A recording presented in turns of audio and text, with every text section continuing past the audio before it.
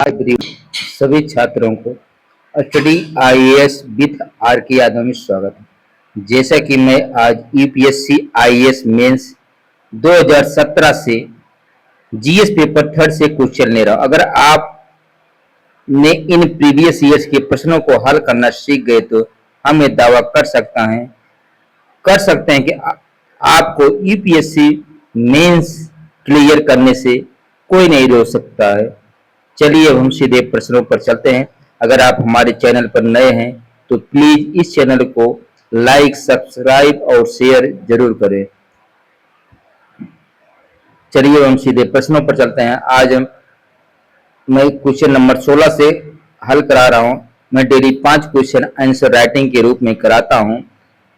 आज हमारा question number 16 है, पार्ट नंबर 4। चलिए अब हम सीधे प्रश्नों पर चलते हैं। प्रश्न है, भारत में नाभिकीय विज्ञान और प्रौद्योगिकी की समृद्धि और विकास का विवरण प्रस्तुत कीजिए। भारत में तीव्र प्रजनक रिएक्टर कार्यक्रम का क्या लाभ है? सबसे पहले हम नाभिकीय के बारे में भूमिका के रूप में लिखेंगे। भारत में ऊर्जा सुरक्षा, वैज्ञानिक आत्मनिर्भरता तथा रणनीतिक क्षमता के लिए नाभिकीय विज्ञान को प्राथमिकता दी है। डॉक्टर होमी जहांगीर भाभा के नेतृत्व में 1948 में परमाणु ऊर्जा आयोग की स्थापना से इसकी संस्थागत नींव पड़ी। ठीक, ये हमारी हो गई भूमिका संक्षिप्त में। अब हम सीधे मुख्य भाग पर चलते हैं, क्योंकि हमको 150 शब्दों में आंसर को लिखना होता है। हम नाभिकीय विज्ञान एवं प्रौद्योगिकी का विकास के बारे में लिखें। सबसे पहले हम प्रारंभिक चरण देखते हैं। 1954 में परमाणु ऊर्जा विभाग की स्थापना तथा अनुसंधान रिएक्टरों के विकास से शुरुआत हुई। अगला पॉइंट है स्वदेशीकरण। तारापुर के बाद भारत ने तकनीकी प्रतिबंधों के बावजूद ईंधन चक्र, भारी जल रिएक्टर एवं पुनर्प्रसंस्करण तकनीक में क्षमता विकसित की। अगला पॉइंट है 3 चरणीय कार्यक्रम। यूरेनियम, प्लूटोनियम, थोरियम आधारित दीर्घकालीन ऊर्जा रणनीति। अगला पॉइंट देखते हैं वर्तमान विस्तार देखें।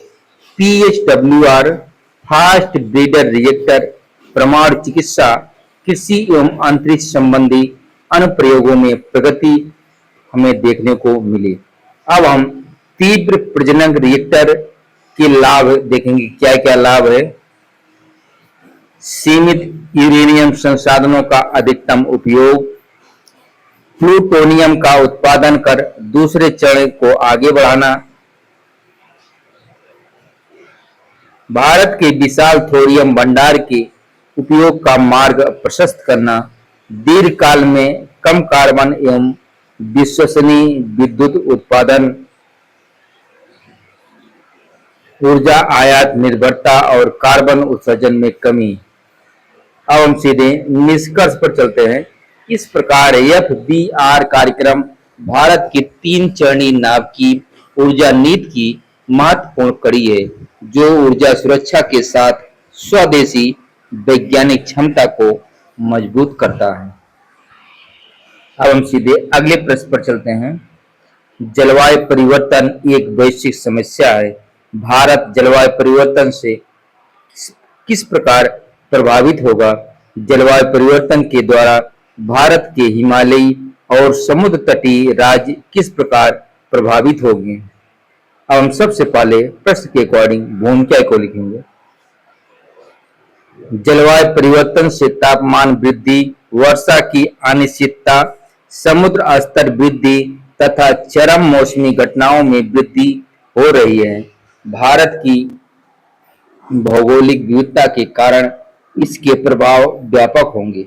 अब हम सीधे मुख्य भाग पर चलते हैं। सबसे पहले हम भारत पर प्रभाव देखेंगे।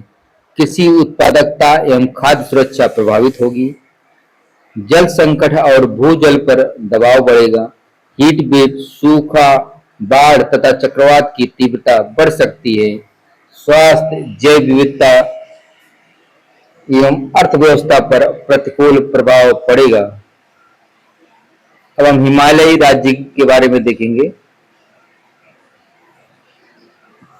ग्लेशियरों के पिघलने से GLOF और अचानक बाढ़ का खतरा बढ़ेगा। जल स्रोतों एवं नदियों के प्रवाह में दीर्घकालीन बदलाव होगा। भूस्खलन, पारिस्थितिकी क्षरण तथा पर्वतीय कृषि प्रभावित होगी। अब हम समुद्र तटीय राज्यों के बारे में देखेंगे। समुद्र स्तर वृद्धि से तटीय भूमि एवं द्वीपों पर जल भराव का खतरा, चक्रवात, तटीय बाढ़ एवं लवणता बढ़ेगी। मत्स्य कृषि, पर्यटन और तटीय बस्तियां प्रभावित होगी। अब हम सीधे निष्कर्ष पर चलते हैं। भारत को जलवायु अनुकूल कृषि, आपदा रोधी अवसंरचना, मैंग्रोव संरक्षण, नवीकरणीय ऊर्जा और हिमालयी पारिस्थितिकी संरक्षण के माध्यम से विकास को जलवायु सहिष्णु बनाना होगा। अब हम सीधे अगले प्रश्न पर चलते हैं।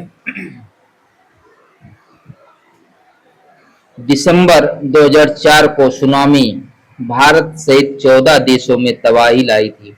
सुनामी के होने के लिए जिम्मेदार कारकों पर एवं जीवन तथा अर्थव्यवस्था पर पड़ने वाले उसके प्रभावों पर चर्चा कीजिए।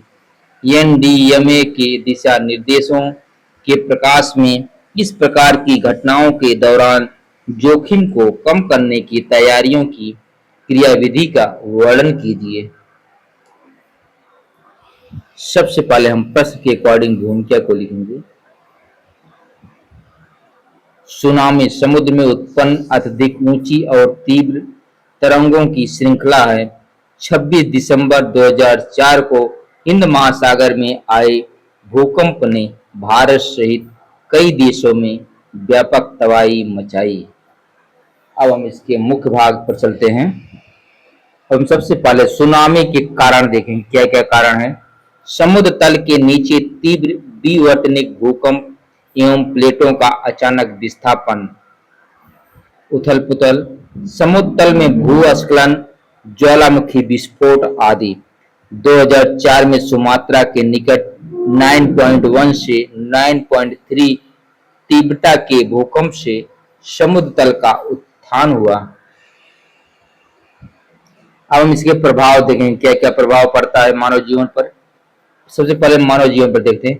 भारी जनहानि, विस्थापन, चोटें तथा पेयजल दूषण। अब हम अर्थव्यवस्था पर देखते हैं। मत्स्य, कृषि, पर्यटन, बंदरगाह व तटीय अवसंरचना को नुकसान, आजीविका बाधित होने से दीर्घकालीन गरीबी और पुनर्वास की समस्या बढ़ती है। अब हम NDMA 2010 के अनुसार इसके जोखिम न्यूनीकरण के बारे में देखेंगे। सबसे पहले पूर्व चेतावनी, उसके बाद त्वरित संचार, तटीय निकासी, सुरक्षित आश्रय, फिर राहत, फिर पुनर्वास, तटीय जोखिम मानचित्रण, निकासी मार्ग व ऊंचे सुरक्षित स्थल, समुदाय आधारित प्रशिक्षण, मॉक ड्रिल और जन जागरूकता बढ़ाना। स्थानीय प्रशासन, पुलिस, स्वास्थ्य सेवाएं तथा NDRF का समन्वय। अब हम सीधे निष्कर्ष पर चलते हैं। सुनामी को रोका नहीं जा सकता, किंतु पूर्व चेतावनी, सुरक्षित निकासी और समुदाय की तैयारी से जन धन की क्षति को काफी कम किया जा सकता है। अब हम सीधे अगले प्रश्न पर चलते हैं। भारत में भीड़ हिंसा एक गंभीर कानून और व्यवस्था समस्या के रूप में उभर रही है। उपयुक्त उदाहरण देते हुए इस प्रकार की हिंसा के कारणों एवं परिणामों का विश्लेषण कीजिए। सबसे पहले हम प्रश्न के अकॉर्डिंग भूमिका को लिखेंगे। भीड़ हिंसा से आशय ऐसी सामूहिक हिंसा से है जिसमें भीड़ कानून को अपने हाथ में लेकर व्यक्ति या समुदाय के विरुद्ध हिंसक कार्रवाई करती है। दादरी 2015, पालू खान 2017 तथा तबरेज अंसारी 2019 जैसे मामले इसकी गंभीरता दर्शाते हैं। अब हम सीधे मुख्य भाग पर चलते हैं। सबसे पहले हम भीड़ हिंसा के प्रमुख कारण देखेंगे। अफवाह व सोशल मीडिया, फर्जी खबरों और भड़काऊ संदेशों का तेजी से प्रसार, कानून के प्रति अविश्वास, न्याय मिलने में देरी से तत्काल न्याय की प्रवृत्ति, सामाजिक ध्रुवीकरण, जाति, धर्म एवं पहचान आधारित तनाव। अब हम राजनीतिक सामाजिक उकसावक, भीड़ की भावनाओं का संगठित दुरुपयोग, पुलिस प्रशासन की कमजोरी, समय पर हस्तक्षेप व दोषियों पर कार्रवाई का अभाव। अब हम इसके परिणाम देखेंगे, क्या क्या परिणाम हो सकते हैं। जन हानि व संपत्ति की क्षति, अल्पसंख्यकों कमजोर वर्गों में भय, सामाजिक सद्भाव व विश्वास में कमी, कानून के शासन का कमजोर होना, निवेश, व्यापार एवं आर्थिक गतिविधियों पर प्रतिकूल प्रभाव। अब हम सीधे निष्कर्ष पर चलते हैं। भीड़ हिंसा केवल कानून व्यवस्था की समस्या नहीं, बल्कि लोकतांत्रिक मूल्यों और सामाजिक समरसता के लिए चुनौती है। प्रभावी पुलिसिंग, त्वरित न्याय, सोशल मीडिया पर तथ्य जांच तथा सामुदायिक संवाद के माध्यम से कानून के शासन को सर्वोच्च बनाना आवश्यक है। अब हम सीधे अगले प्रश्न पर चलते हैं। आज का हमारा लास्ट प्रश्न है, आतंकवाद की महाविपत्ति राष्ट्रीय सुरक्षा के लिए एक गंभीर चुनौती है। इस बढ़ते हुए संकट का नियंत्रण करने के लिए आप क्या क्या हल सुझाते हैं? आतंकी निधन के प्रमुख स्रोत क्या हैं? अब हम सबसे पहले हम भूमिका लिखेंगे। आतंकवाद हिंसा के माध्यम से भय उत्पन्न कर राज्य की संप्रभुता, सामाजिक सद्भाव और आर्थिक विकास को प्रभावित करता है। इसका प्रभाव केवल कानून व्यवस्था तक सीमित न रहकर राष्ट्रीय सुरक्षा तक पहुंचता है। अब हम सीधे मुख्य भाग पर चलते हैं। आतंकी निधन के प्रमुख स्रोत देखें। मादक पदार्थों एवं हथियारों की तस्करी, हवाला, अवैध धन हस्तांतरण और नकली मुद्रा, जबरन वसूली, अपहरण तथा लूट, अवैध खनन, व्यापार और संगठित अपराध। कुछ मामलों में विदेशों से गुप्त वित्तीय सहायता व ऑनलाइन क्राउड फंडिंग। अब हम इसके नियंत्रण के उपाय देखें। पहला पॉइंट है वित्तीय निगरानी, FIU, ED, NIA आदि के बीच बेहतर समन्वय और संदिग्ध लेन देन की त्वरित जांच एवं इसके सीमा प्रबंधन, स्मार्ट फेसिंग, तकनीकी निगरानी और सीमा पार तस्करी पर रोक एवं इसके खुफिया तंत्र के बारे में केंद्रीय एवं राज्य एजेंसियों में रियल टाइम सूचना साझाकरण,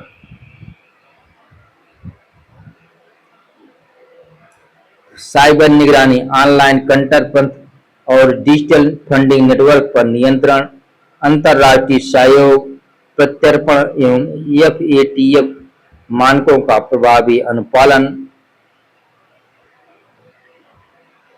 युवाओं के कट्टरपंथीकरण को रोकने हेतु शिक्षा, रोजगार और सामुदायिक भागीदारी। अब हम सीधे निष्कर्ष पर चलते हैं। आतंकवाद से निपटने के लिए सुरक्षा, वित्तीय नियंत्रण, अंतर्राष्ट्रीय सहयोग, सामाजिक समावेशन पर आधारित समग्र रणनीति आवश्यक है। धन्यवाद।